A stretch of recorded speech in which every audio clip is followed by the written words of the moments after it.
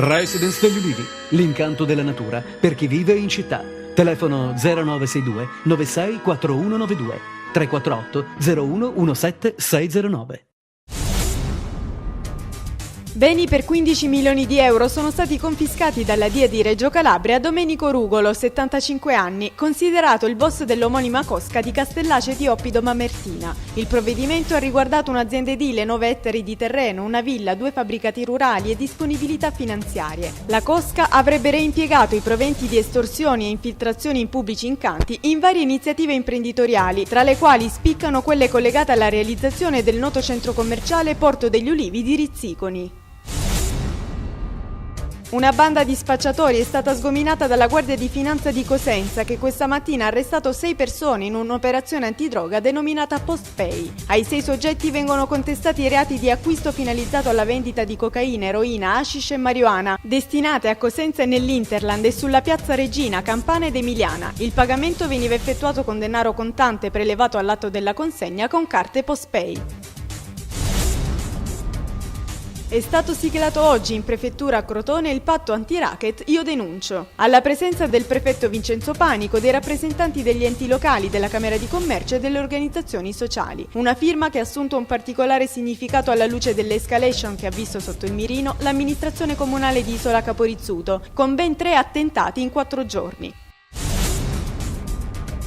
Sono 103 i comuni costieri che beneficeranno dei 5 milioni di euro stanziati dall'esecutivo regionale per migliorare la funzionalità dei depuratori. Ad annunciarlo ieri a Catanzaro il presidente Scopelliti e gli assessori regionali ai lavori pubblici Giuseppe Gentile e all'ambiente Franco Pugliano. Il problema però è che i fondi necessari per far fronte a tutte le esigenze degli impianti ammontano a 300 milioni di euro. Nell'occasione l'amministrazione regionale ha lanciato un patto per il mare.